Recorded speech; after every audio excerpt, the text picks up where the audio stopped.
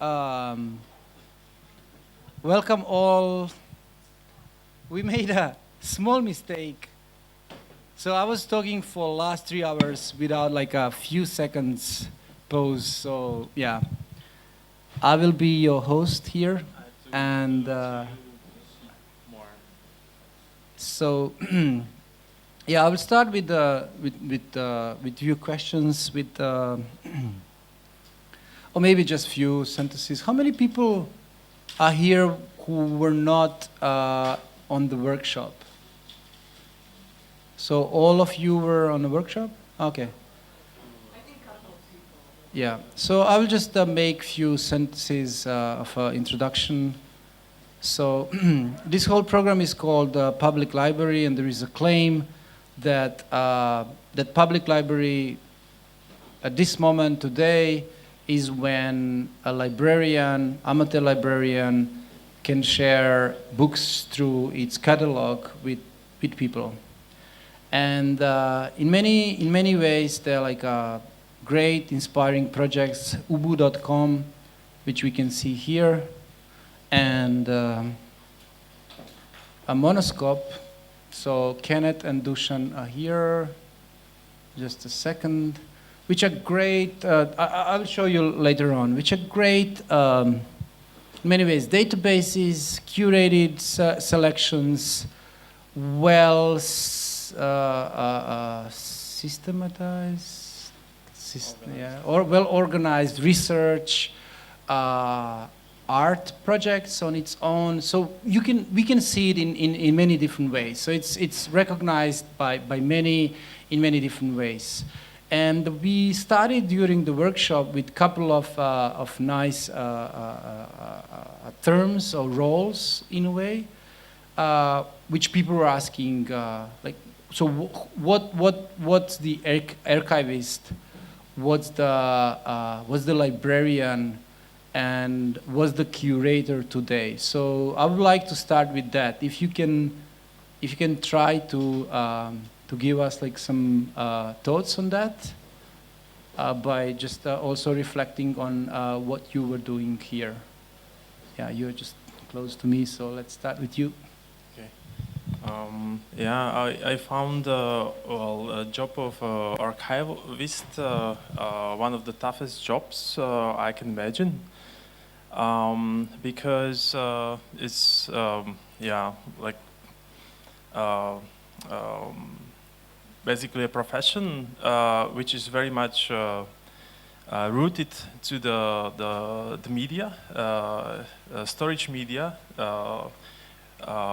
which are basically the trace of the archivist work. And I don't really consider myself an archivist. I mean, it's much beyond my skills and kind of knowledge of how to do this kind of job properly. I consider myself more as a person kind of digesting through texts and videos and music as everybody is. And the whole my life I've been struggling with how keep trace of on what I ever read, watched, and heard. So I don't know whether to talk about it now, but this is kind of I mean, the lifelong struggle with memory, and then the limits of my brain and memory, because I mean, there is some kind of a pleasure in rereading texts and rewatching the films and things like that, but there are so many more to read and watch, and well, the music to listen to. So yeah, I guess my kind of take on these panel topic is that the archivist is kind of archivist role is kind of a byproduct, or kind of one of the necessary ways, one of the necessary ways to basically keep track of my experiences. Yeah. I can talk a little bit about this. I wrote a piece called Archiving as the New Folk Art. And the new folk art, you know? And I can just go through a few of the points quickly, that folk art is something that is widely practiced and that has unconsciously become integrated into a great many people's lives, potentially turning a necessity into a work of art. And it's kind of, you know, it's kind of like a gathering and quilting and different folk art practices, which is the obsessive stitching together of a lot of small found pieces into a big vision. I mean, exactly what you're talking about, this sort of, we're archiving as a personal attempt to order a chaotic world. And there's this kind of weird line between archiving and collecting. And I mean, the person, of course, to go to this is Walter Benjamin, who would talk in Unpacking My Library. Benjamin, there's a great quote. He says, "Among children, collecting is only one process of renewal. The other processes are the painting of objects, the cutting of figures, the application of decals, the whole range of childlike modes of acquisition, from touching things to giving them names." So that in Benjaminian terms, all of these kind of impulses, making, collecting, and archiving, can be construed as folk practices. And if you want to add to that, the archiving of digital materials has turned each one of us into an unwitting archivist. So the moment that we use the save as command, our archival impulses begin. You know, the save as implies replication. Where do I store the copy? Where is the original saved? What is the relationship between the copy and the original? Do you archive both of them? Do you delete the other one? And then when you throw it into network computing, it gets much more complicated. If I email a document to a friend, now there's not only the documents that are on my hard drive, but it goes out into the world, and there's databases that replicate that. For example, I find when I receive or send an email, it actually replicates that attachment into my sent items folder as well. So I've got all of this kind of levels and series of infinite replication, and it's the same thing that happens when we have music. I mean, I would say that there's not a person in this room that doesn't have more music on their hard drive than they'll ever be able to consume in the next 10 lifetimes. And you probably don't even know what you have on your hard drive or your external hard drives at this point. And yet you just keep getting more. And so, I mean, goes back to the workshop. The work to maintain this archive is enormous, right? And you want to talk about more unpaid labor? I mean, and I've never done that in metadata pulls from Amazon. With my thousands of books, you know how much work that's going to be for me to do this. Now, it may be, you're making scripts, but civilians like me have to, or even, you know, you even think about you know, what it used to mean to be listening to music. And that would be like, you take the turntable and you take the needle and you drop it on the record, and then you'd have to get up and turn it over. Now, oftentimes, the process of listening to music is secretarial.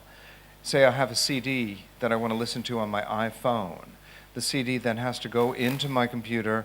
It calls up a database, GraceNote or CDDB, which peppers my music with language, and then sometimes, and what often happens the case is that those are not there, so now I've got to type everything in, and then it's in there. Then I've got to go do the import CD.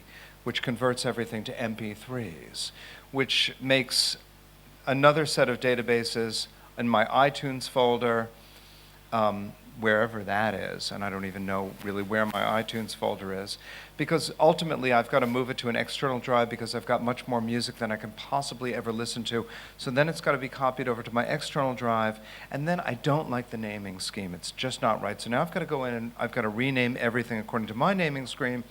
Now I've got to drag it back into iTunes and somehow do the mysterious sync to my iPhone, which I still don't understand why you can't just drag something onto your iPhone, why you have to sync it. I've already talked about 15 databases that have been created in between the time that I want to listen to fucking music and what ends up on my iPhone. So listening to music is exhausting. It's secretarial, it's literary, right? I search by keyword today when I want to listen to music. Listening is writing. It's so weird. Listening used to be listening. Now listening is programming. Now listening is archiving. Now, you know, it goes on and on and on. And so, you know, the fact is that I spend much more time acquiring, cataloging, doing all this stuff, and archiving my artifacts today than I do actually engaging with them. So what I want to say is that we've experienced this profound inversion of consumption, one in which we've come to engage in a more profound way with the acts of acquisition over than that which we're actually acquiring. And you can say that we've come to prefer the bottles. We like the bottles more than we do the wine.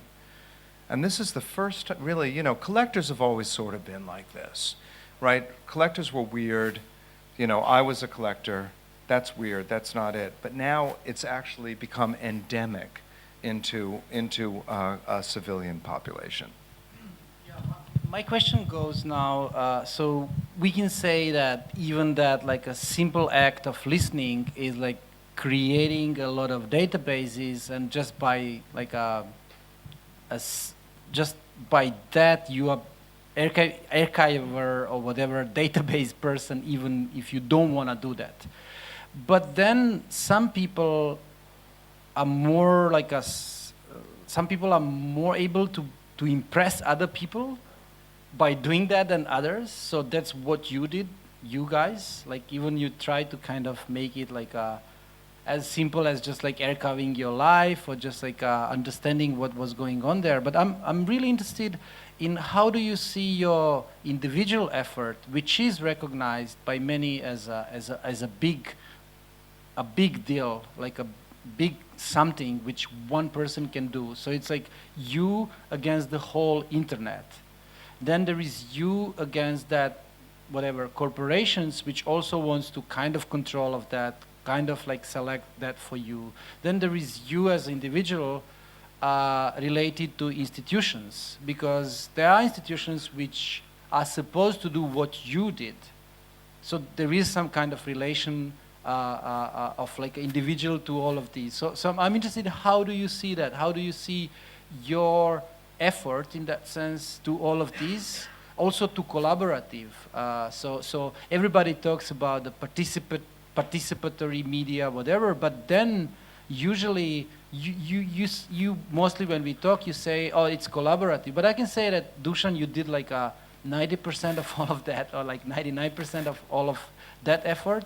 Then ubu.com is your like almost like exclusively like individual. So I'm interested, how do you see you as individual in that like a massive world of data, institutions, corporations, and yeah, just like you and that scale.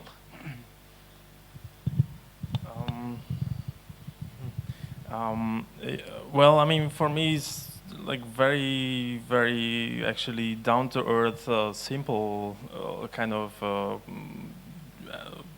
approach to dealing with a medium that is at hand.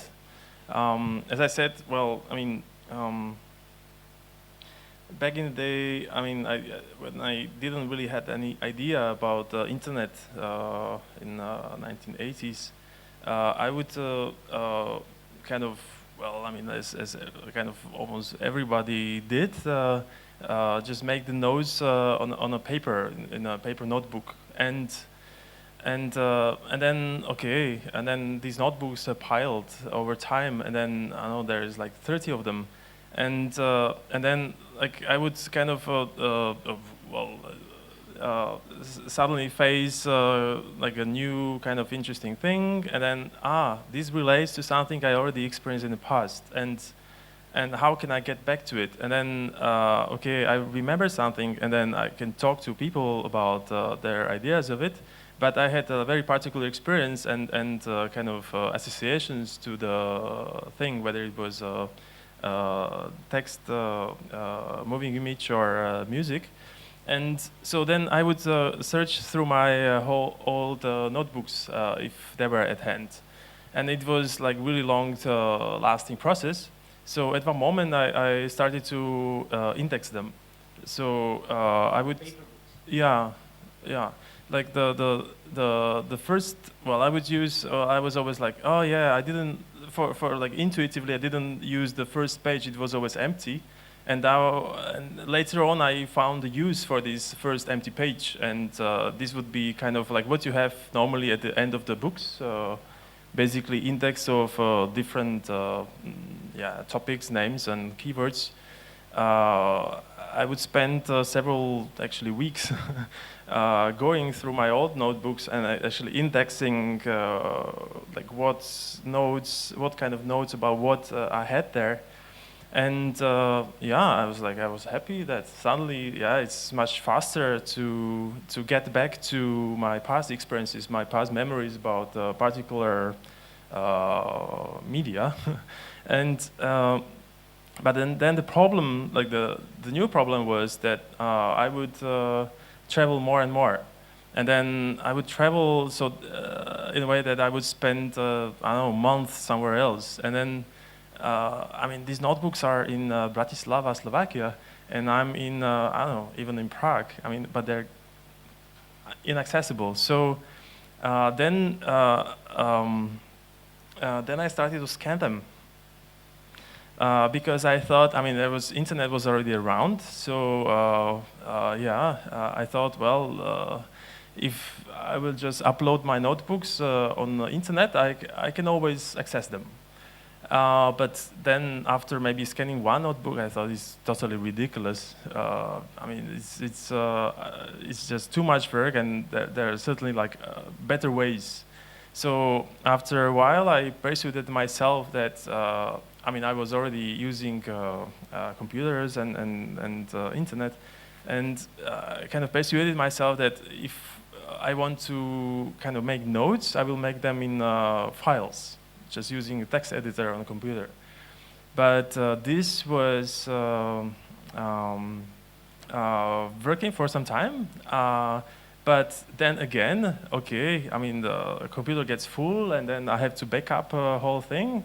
And then this hard drive is the same thing as with paper notebook. It's somewhere else, and I'm not there.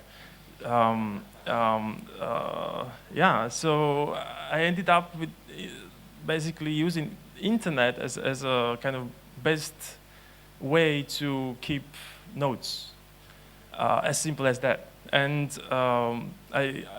this is not like this Monoskop wiki is not really the only kind of online notes of myself. I have my own personal wiki. For a time, I use this Last.fm to keep trace of what I listen to. I use Delicious to kind of bookmark stuff. But all these things kind of combine, and since I'm already kind of using internet, what differs between internet and my kind of offline laptop is that other people have access to it too. So suddenly the kind of situation of making notes gets kind of public, right? So this was kind of natural way to explore like what I'm doing actually. Like I'm making notes, but I'm kind of it's on the. I mean, other people can also access them. So it's also transformed the way how I keep track of what I'm doing. So yeah. So well, what you said, that like the big, how did you call it? This.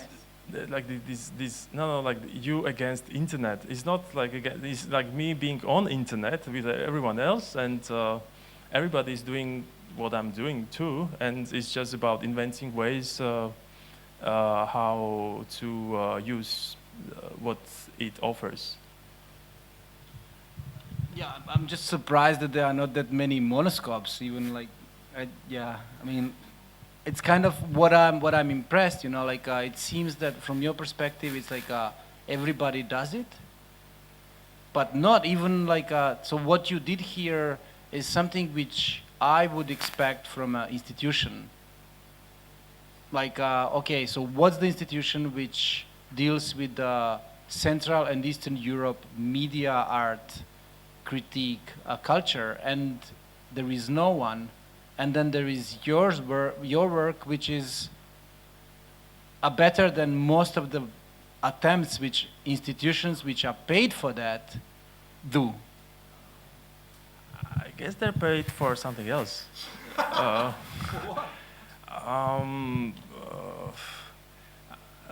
Well, it depends which institution also. I don't know, like the libraries are digitizing books because they have books and they have one copy of each book, and they have, I don't know, two people interested in one copy of the book. So, I mean, now we have possibility to...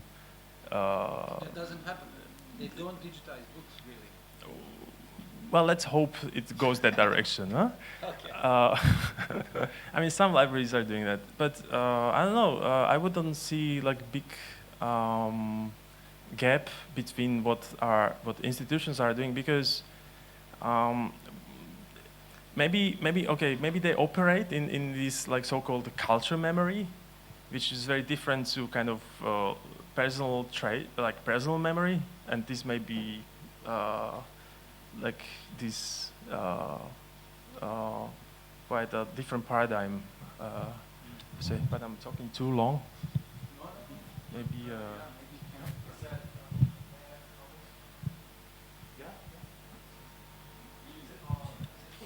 Mic. Sorry. You need a mic because you translate. Sorry. Yeah, I just thought before we progress, might be nice just to pick up on the stuff that you've said, and Kenneth also bringing forth the whole idea of that archiving is the new folk art and stuff. You know, going a step back and looking, for example, at activities like digital photography. So what do we do actually when we take photographs today with digital cameras?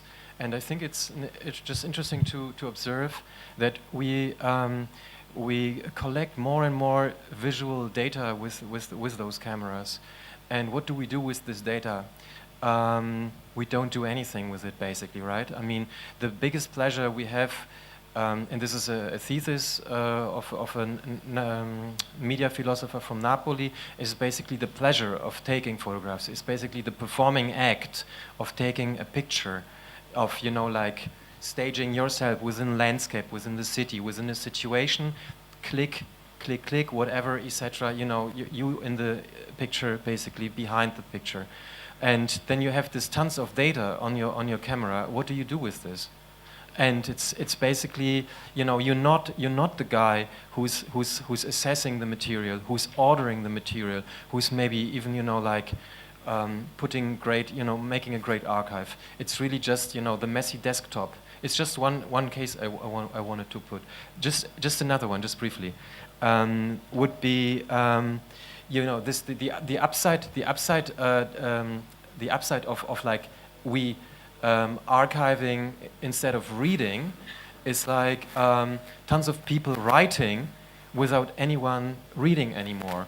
Meaning, for example, exhibition reviews for so-called art magazines, then dissertations in the so-called academic context, and we've seen what kind of disasters take place when those dissertations are read. You've remembered you remember maybe the case of the German minister who got, blogging, tons of blogs, no comments, 2 readers out there, and very few blogs are read. I mean, it's maybe a little polemic, but you know what I'm talking about. And just to make a point, someone, for example, like Jonathan Crary, would say this situation is the end of politics. Everyone talking, no one listening.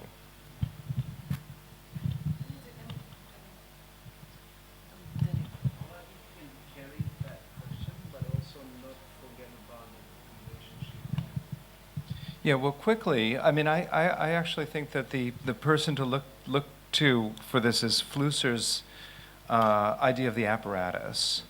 And that's really weird that he's writing this in 1983, talking about that really the content. Again, it's not the content, it's serving the apparatus. It's the apparatus of the camera, the programming behind the camera is telling us what kind of pictures to take. Now, that's an amazing description of Instagram. Really, the product is not important. What every photograph taken by Instagram reifies as Instagram. So I think Flusser is really understanding that in a profound way, in 1983. And also, I think that somebody like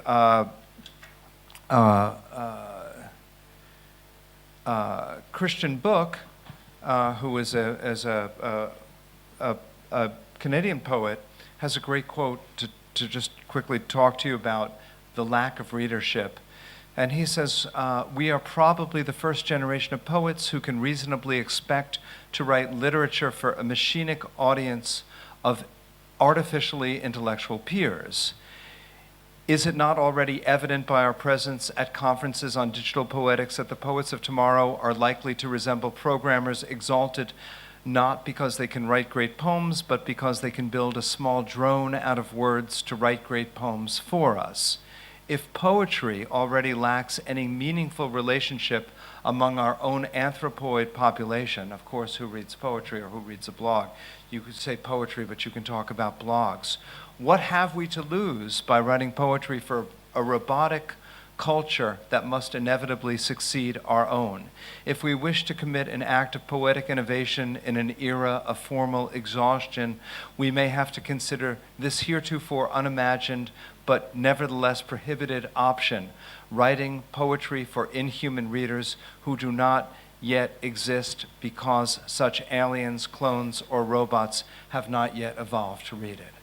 And so, this is all going in that other direction. And this is not Roland Barthes, this is not Susan Sontag, this is not looking at the literary content of a photograph, not at all. It's actually looking at the the machines that produce the digital content. So I think those are extreme and strike me as very much the way that content production is going. Content, we've seen an inversion of content. Content is secondary. We used to think content was primary when we talk about content. No longer. Content doesn't matter. Institutions. Sorry. Institutions. Very quickly. UbuWeb is a fake institution. It's the only institution of its kind because it's the only institution that's allowed to exist because it's the only institution that doesn't believe in copyright. Copyright, what's that? Never heard of it before. UbuWeb never asked permission. And institutions that should be doing this work, there should be 200 UbuWebs or 200 Monoskops, but the fact is they'll never be because they are scared of copyright. Very, very simple idea. We're not scared of copyright, so we create these utopias which over the course of time, if you hang in there long enough, it will become an institution. UbuWeb by default is an institution. I never intended it to be that way. Monoskop by default is an institution only because he ignores copyright. And that is where the new institutions grow from. Institutions are useless. Yeah, of course, that's what I wanted to say. I have no questions.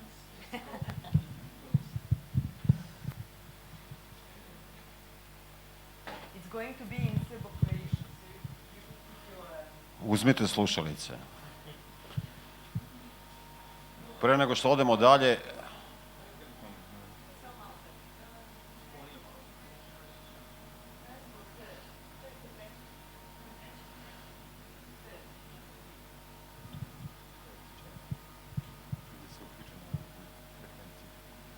jedan.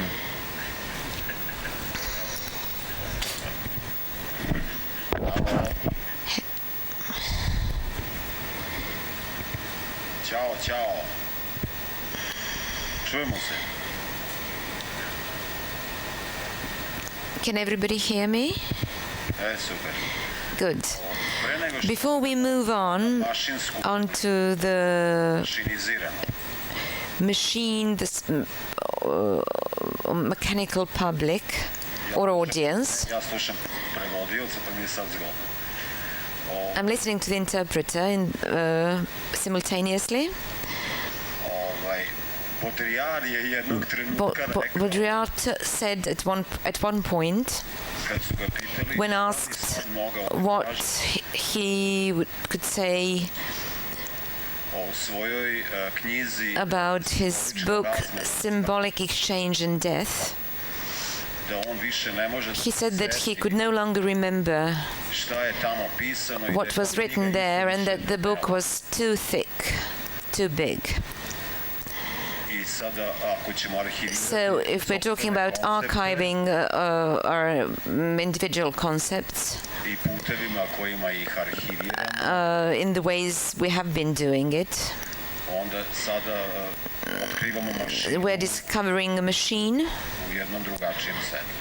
in a different light, in a different perspective. To je to. That's the point I wanted to make. Hvala. Thank you.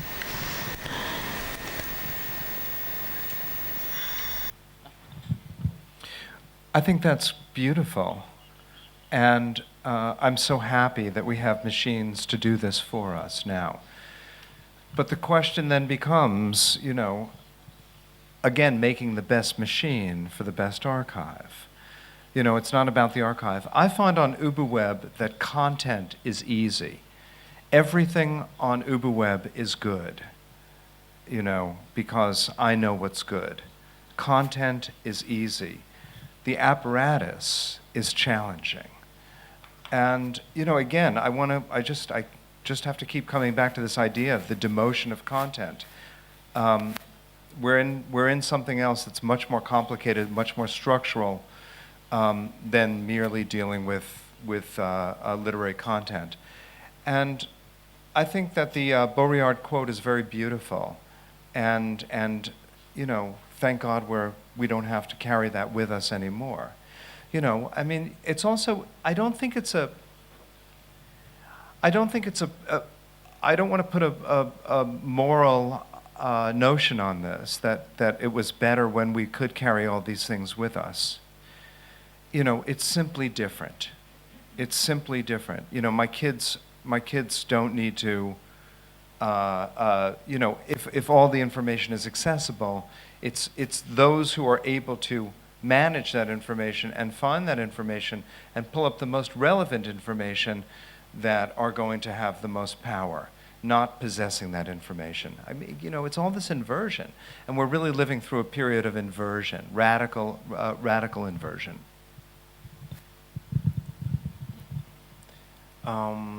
Yeah, as much as beautiful, it's also very much scary for me. Yeah, kind of telling this my reading writing story, and I will again connect to it.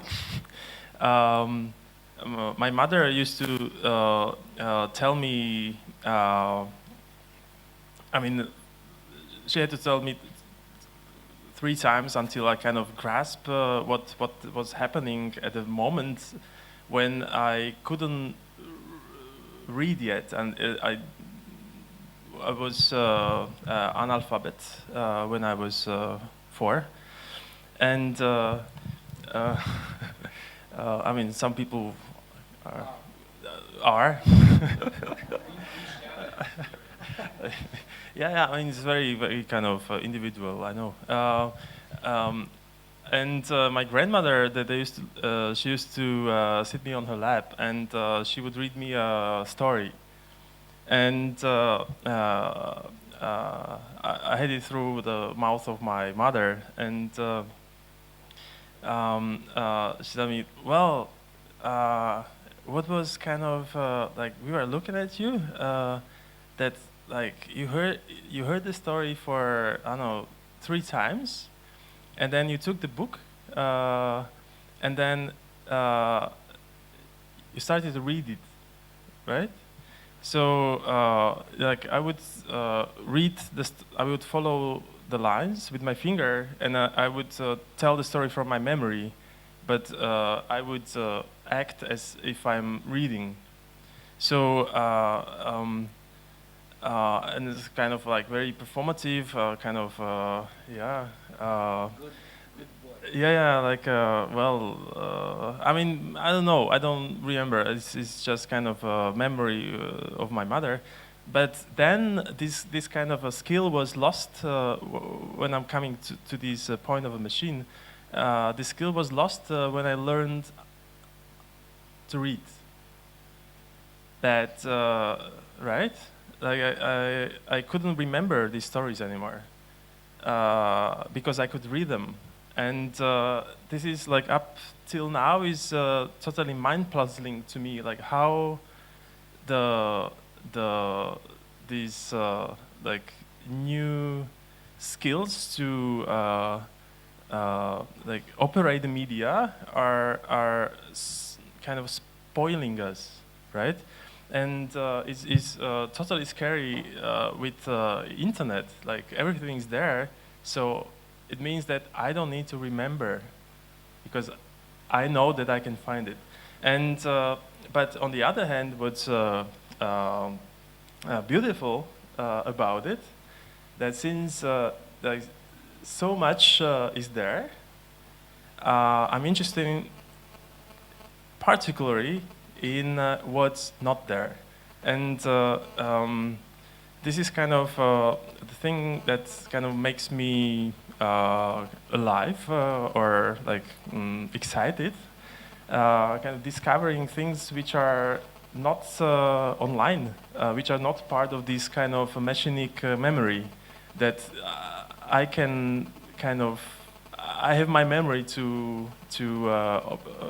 kind of work with them, but what I do is that I have this urge to make it online. So this is kind of these notes I'm kind of doing, and then like these websites around. That this is kind of these things I found new to me, but in order to remember them, I make a trace of them online so that I can forget them. In order to find them, but through this kind of machine. So yeah, it's kind of this paradox. Like, it's probably not only me, no? Yeah, I'm sorry, I was lying. I have another question. Yeah, it reminds me on another like personal story. So I can see that whenever we say the word machine or algorithm these days, it's always like very quickly it becomes scary because of something. But my father, who doesn't use like almost any technology, he's just not impressed. He doesn't give a fuck. So at one moment I was showing him something which I thought this is the future. That was a Google Earth. And I was getting to Rotterdam, and he used to work there, and I was just like showing the fucking walking the Google Earth. I was never there, he was there. I was showing that. I was like, this is like future. That's one of few things. There are no flying cars, you know, that machine is not really like coming up to expectations, and that's the one of these things. And he was not impressed. He was like, whatever. And I was like, how come? You know, it's like, do you know how like Google was investing in it? I was like getting crazy. And he was not impressed because he watched these CSI TV series. He doesn't use internet or anything like that. And for him, it's like, it's forever, you know, like you can, with a satellite, you can just get a reflection in the eye of one who's, you know, like, it's just, for him, it's just not impressive. So my question is like, you know, like how far we can go just by being not impressed by the machine, because it's like here forever because it was anticipated in like, yeah. It's a sweet story, but your father is uninformed and untheorized. You know, it's just a story of ignorance, and sure, that happens in science fiction. We've seen it on cinema as opposed to actually happening here. It's a very funny story, but I don't.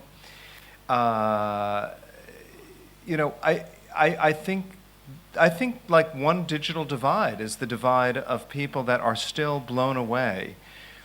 Okay, I think it comes like this. I think it's about, there's masses of people using technology and masses of people that are not theorizing that use of technology. It's integrated into their life. Everybody in an office uses technology in very sophisticated ways, and nobody is thinking about how radical and how weird it is, the way that this is the difference between, you know, even you and your father.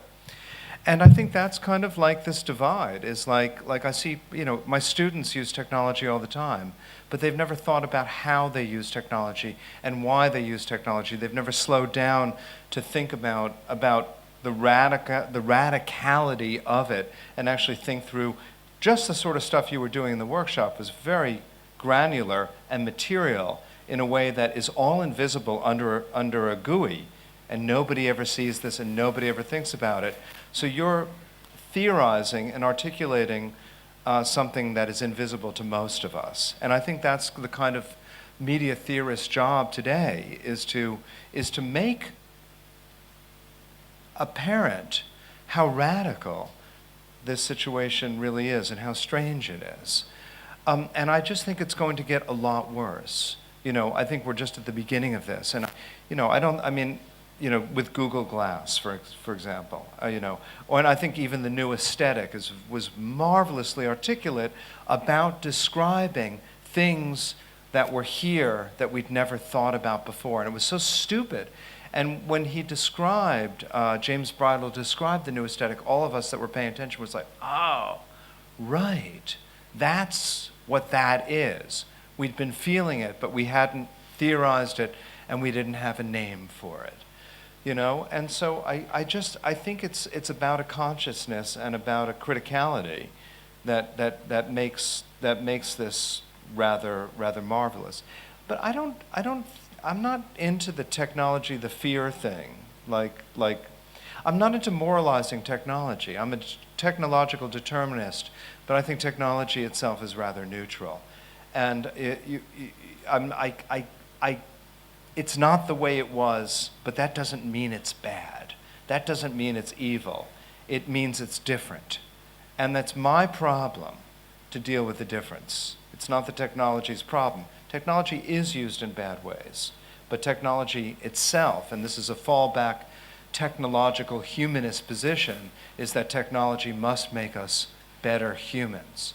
And as somebody who is not so fond of humanism to start with, those types of attitudes drive me crazy.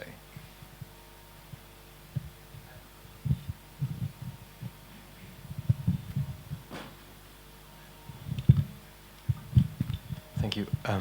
I'd like to respond to the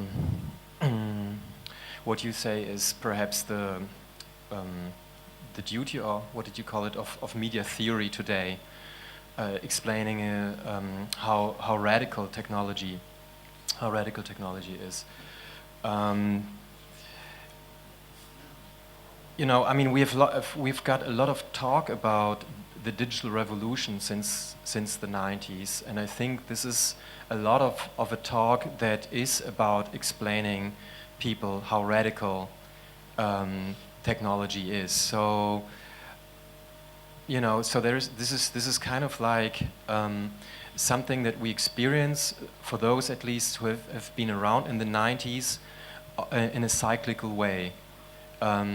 Once in a while, there is kind of like hype or bubble situation created from region to region. I'd say it's sort of like, perhaps right now, again, so far in that people are talking about this big next step, of digital technologies and the internet. At least in Germany, it was like for the last couple of years that we had this experience of, wow, the digital revolution has reached the mainstream and stuff like this. And I don't know, it felt like that before. I mean, we had this before. I experienced this myself personally, talking about personal stories, and in the mid-90s in Japan for the first time in a big way. And I know that the digital revolution has been proclaimed for a variety of times after that, again and again. And I think every 4 years, this is sort of my feeling, it is being done. And so we have the dystopians in that context, as well as we have the utopians. And the point that I'm trying to make, because you've made this interesting observation about the gap between the use of technology and the grammar, I'd say, I think you said theory of technology, I'd say the grammar of technology, so the gap between grammar and use, like we have this gap also in languages in general, is that what I observe in like theory is that there is among most theoreticians, most scholars, quite a big gap between grammar and use. Most of those who think they understand, and they might understand, from like, the tradition, like including Marx and even before, etc., Flusser, really informed people, everything, but they have so little understanding of the students that you just talked about, and their lives, and their use, and their perspectives, and their experiences, their, like feelings and affects and all that stuff. And this is what I miss a lot about in those radical, in those accounts of how radical technology is. And I don't know, just wanted to share this with you because this has been a concern for me in the last time, and I'm really always looking for interesting theory that kind of tries to bridge this gap for people who are really also part of this living environment of technology and not sit only in the armchair, and have a look, from a top. Yeah, but social networking changes that. And, you talk about the various revolutions that happen. Social networking is really a participatory, mainstream digital revolution. And so suddenly it's, when your mother is on Facebook with you, as well as, the woman you're having an affair with, and they're all in the same room together, and the students are all in that same room together. This creates like radically, I think it creates radically new, were you saying practical things, social situations that are beyond technology, that are affects of technology or effects of technology, in ways that it's hard to get out, sit back from that. The stage is very full. The stage is very heated, in a way that I think social networking has just turned up the boiling point on this. So I think you're going to see a lot more of that. I think it's inevitable.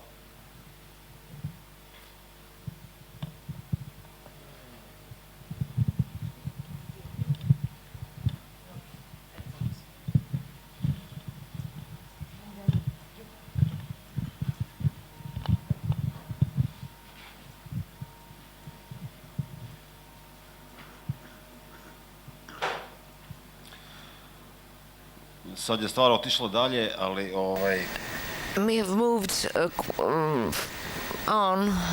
Kada sam rekao da Baudrillard ne može When I se said setiti šta Baudrillard piše couldn't u remember knjizi what was koju je written, napisao what the book he had written was about, I da je ona pritom debela. and that the book was thick, Pomešao sam dva koncepta. I confused odnosno two dva concepts, problema. two problems, in other words.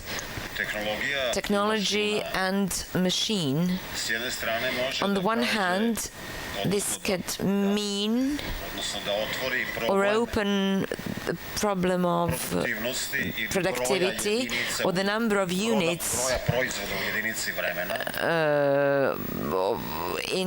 in a unit of time, and the number of products in a unit of time. a s druge strane On the other sposobnost hand, zaboravljanja.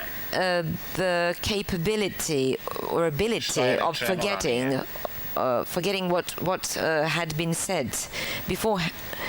Drugim rečima, In other zamislimo words, mašinsku let's imagine proizvodnju machine production koja ne that rezultira brojem does not proizvoda, result in a number of products, nego različitim but rather in a number of different places in the production process.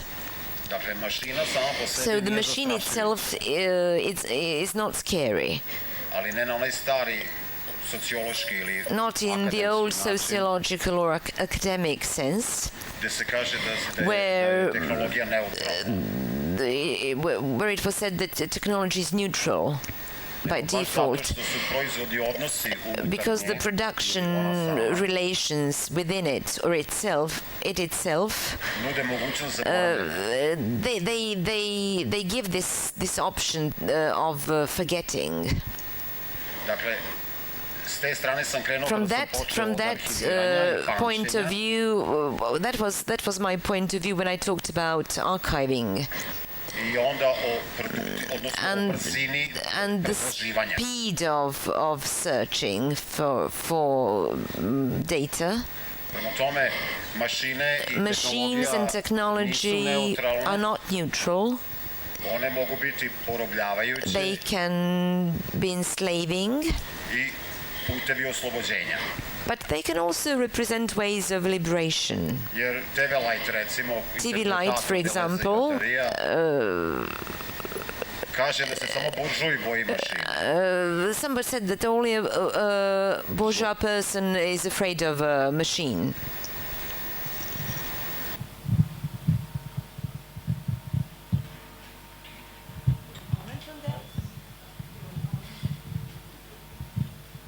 Yeah, that's nice to hear. Yeah, that's the well, some media theories would say machine writers, right? Media technology writers. The what we are given by the I don't know, possibilities of thousands. Well, it started with what stone and then the paper and then like typewriter and then I don't know. No, even before mass media. The audio records, gramophones, and so on, is always kind of taking more and more of what is of the space of what is already inscribed and what is inscribable, and because I didn't get there yet to this kind of creative part, because so far I myself was mostly talking about kind of dealing with my struggles of memory and forgetting and so on. Okay, it's always this kind of struggle with dealing with technology. But what I found challenging and whereas this which requires the whole kind of inventive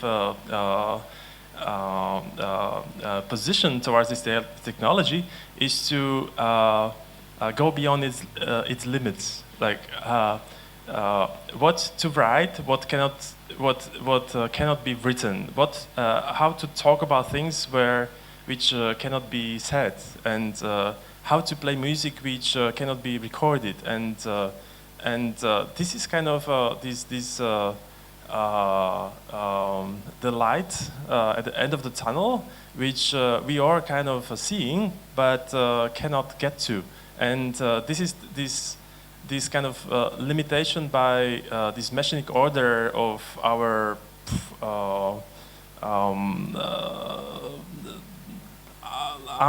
bodily limits. So this requires genius, and then this is kind of this beauty of life, that we have all this time to cope with it. So I would not. Maybe this would be the way to kind of get to your point of that the bourgeois is. I mean, who is afraid of technology or technology is a bourgeois. Like in this way, the bourgeois person would be afraid of doing something new. I don't know if I'm getting it right, but yeah, this is kind of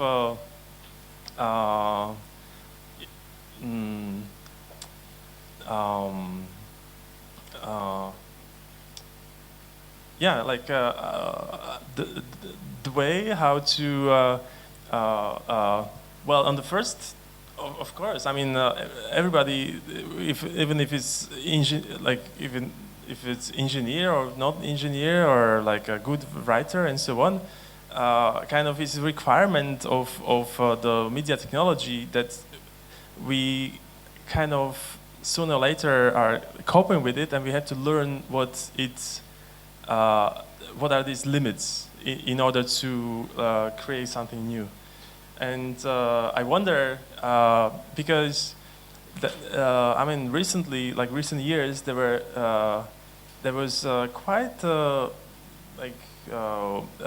big skepticism about internet, right? I mean, from all different reasons. And this is very like exciting times.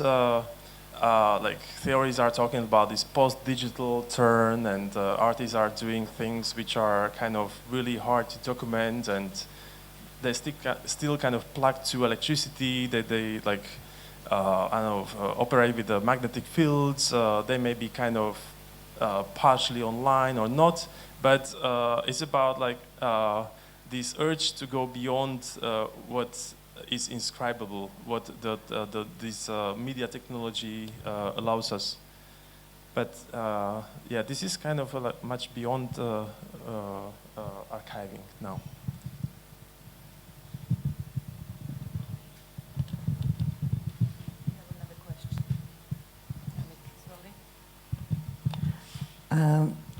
I was wondering if we can consider the fact that the technology is increasing velocity of our lives in a way that we are kind of having all these gadgets to save some time, and then the time is just not saved, it's just lacking all the time, and we have less and less time.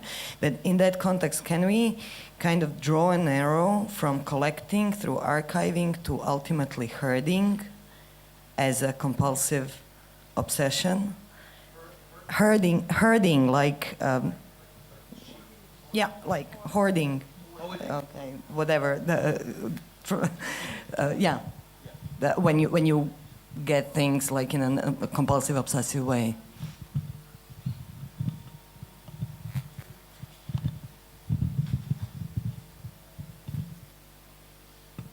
Yeah, I mean, I think we're hoarders. We are. As a matter of fact, I just hoarded 11 gigabytes of shit that I'll never read from, like we all just did. We just hoarded, communally hoarded. We tried to do it electronically, but it really was sort of difficult. But when this thing came around, man, I was like, I got it. 11 more gigabytes of stuff.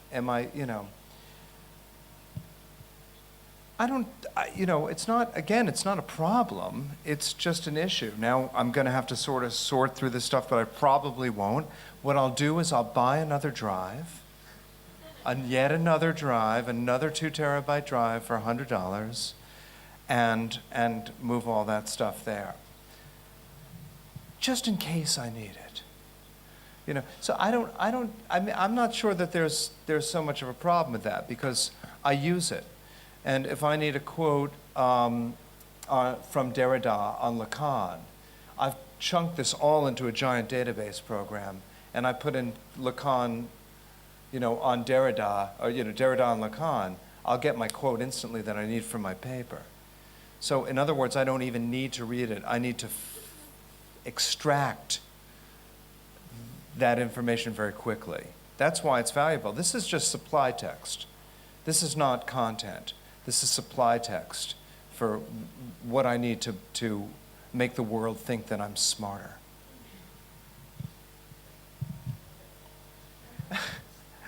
I don't have a problem with hoarding. I mean, what's wrong with hoarding? Because hoarding implies that you might, I mean, the bad, you know, a pejorative of hoarding implies that because I'm hoarding it, you can't have any. I'm taking it from you. This is a hoarding that everybody, you know, can do. Yeah. Never. Forget it. It's finished. There's no way you couldn't catch up with your library 15 years ago. You never even knew it was on your shelf. But you had more books than you ever needed on your library shelf. We all did. As I understood the question, like how these hoarding connects with collecting and creating, and I guess you cannot really work kind of that way. That you really base your works on what's already there, and then just kind of algorithmically selecting what can be done, what can be beautiful, like how to make something beautiful out of what's already there. Yeah. So I think this very kind of there are like very different ways how to work with data, and then actually like this kind of this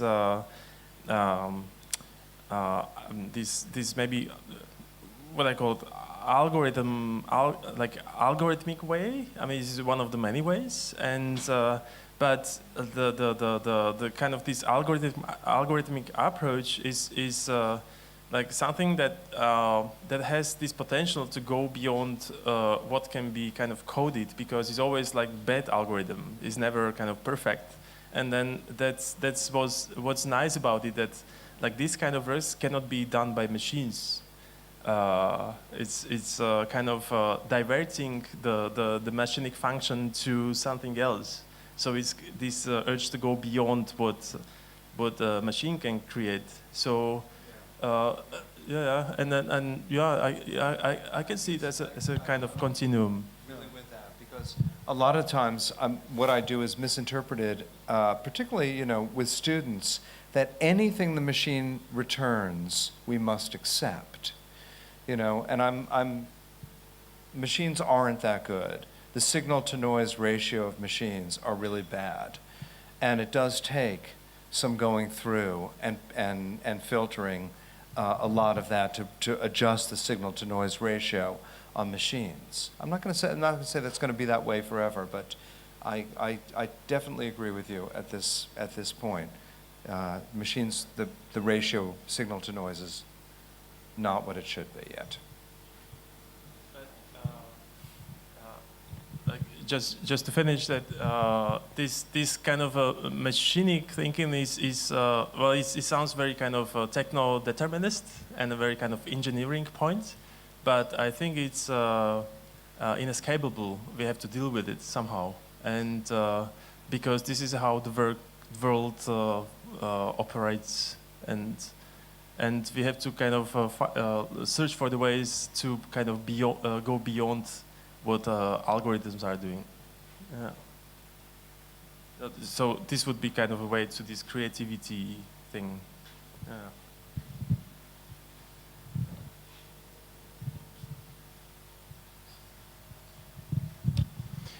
I just thought the question on velocity, right? Yeah. could bring us back to one of the questions that were posed at the beginning. And when we asked what is the difference between being a librarian and archivist, and now between someone who's hoarding, it's just because you wonder. I mean, what is it good for, apart from is what just Kenneth described, and I agree with you. I mean, it's great to have such a database for as supply text as you called it, but the activity of just like amassing this material, and you just as you just described, it's just getting faster and faster, easier and easier, and with WikiLeaks we have also seen how big the amount of data can be, right? Right, and so, but we have here people who tell us, that librarians and archivists, I mean, that this is like a work, a profession, and something very demanding, etc. And I was just thinking, that exactly the differences and the profiles of such activities and jobs, let's say, or professions, that those can be also kind of like sort of like role models for the average user, because you also wanted to make us into librarians, right? You wanted to teach us how to do it properly, and I think this is exactly what's also being introduced in this kind of like cycle of velocity, speeding up all the time. Is like thinking about how to do it right, and I think you described many personal examples of how you deal personally with like reflections, thoughts, and experiences, and how you basically curate all this data in your Monoskop portal, etc. So I think, yeah, so exactly, so establishing categories, kind of like making up, like this, the stuff that you do in front of your bookshelf also. I mean, you've been talking about the bookshelf, like how do I order it? What is the logic of it, etc. Is a bit, the moment of making sense a little, like just stepping back, just from gathering all the time and trying to make sense out of the database. I think this could be, sort of like this moment of like that introduces also, like a certain amount of reflection, and that also, like bridges sort of the gap between like use and theory also, because you become sort of theoretical also about your own material as soon as you start to reflect how to order it, and I think like just regarding like what technology is sort of like turning more and more into is exactly this piece of, I don't know, instrument that diminishes more and more the distance between man and machine, right? I mean, it's just like we are more and more embedded in technology, and it is becoming more and more difficult to step back and reflect. And I think that archiving and what you said about the profile of the librarian could exactly introduce this kind of like, moment of, okay, now I look at it, from a little bit of a distance.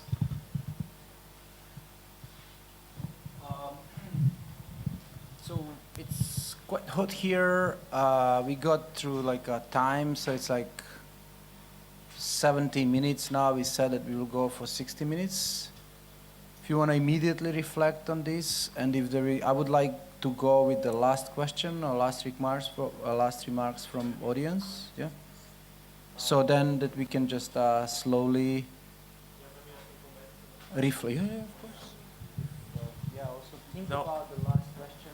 I think there are these. You have museums which collect stuff. And then there are libraries which hoard books, and then there are archives which kind of collect these ephemera. But then what they have in common, they're collecting. But now, especially with these scanners and cheap cameras and all the standardization of digitization, they are digitizing what they have. And this is what brings them kind of very close to each other.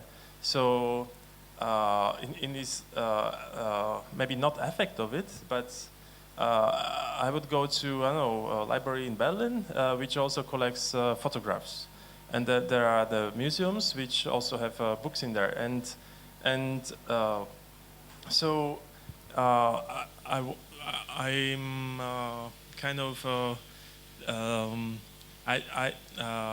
I would wonder whether like making the distinction today between museums, archives, and libraries is any productive.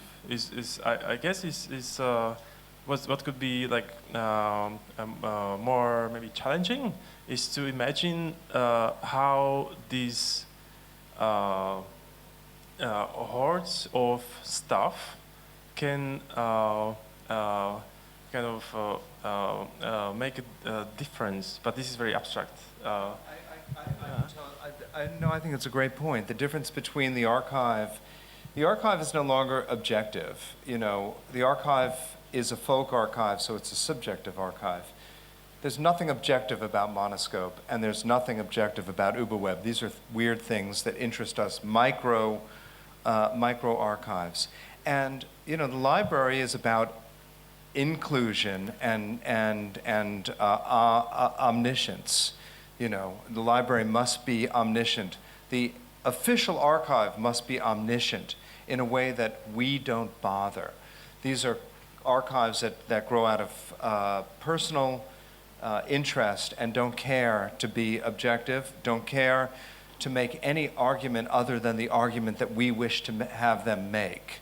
And in that way, they're really successful. And that way, they're really new and really different and extremely useful. Omniscience is no longer useful. You know, what is useful is the filter. The filtering is really useful. Do you?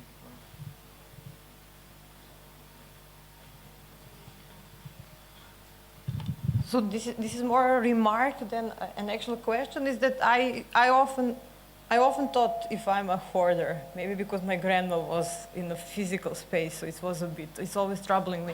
And I also make Marcell carry around a lot of physical books because of me, through various So my excuse for collecting physical book was always that it's really difficult to get to resources in Serbia, and if you grow up like I did being a teenager in the 90s in Serbia and starting studying in 99 and not having any new book in a library or the university I was studying, for me the idea that I can actually get these things digital, or that when I started traveling that I can actually bring a book everybody is talking about but no one really saw, really made me first start piling books physically, because then I thought, okay, at least my friends and people I know, and I kind of lost a lot of books by giving them to people, but that's okay, because they kind of obviously had more reason to keep on them than I did. And then for me it was why I also, this shift to Calibre, to the moment in which I could actually catalog what I have, really made a difference, because then I get like once a week an email from friends, do you have something on this? Or I have to read this, do you have something on this list? And I really found it's like, I really enjoy doing that, because it's really great that I can filter some knowledge or some sources. I don't think it's knowledge, but I can filter some sources through me and tell, or, you know, I stumble upon a book and I know that Anna and Mark are working on this, and I email them. I say, oh, this is something that I found, maybe it's good for you. And this really makes, I think, really good, because I have this was great when the public library was in Ljubljana. They did this visualization of how many books there are on Library Genesis. Maybe you can put it up. And how many books are on the ARG. So basically, every pixel is a book. So when you click,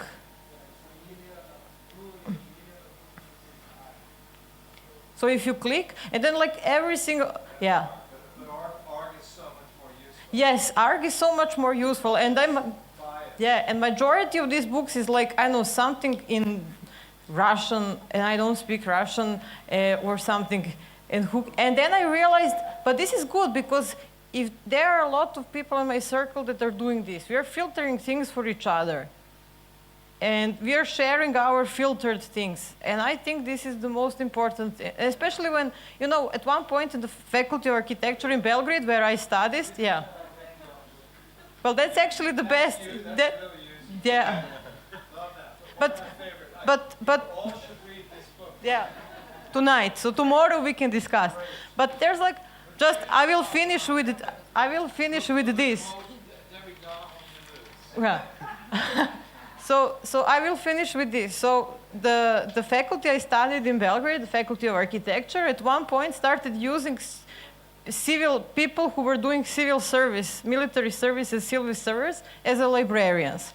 So the front end to already really bad library in Belgrade Faculty of Architecture became random people who just happened to stumble upon architecture as a topic because they had to do their civil service. So they completely became useless as librarians because, you know, I was at that time teaching assistant, so I would say, okay, just go, because one of the things you want to teach your students is not just go and read this book, but go and find more books on this topic.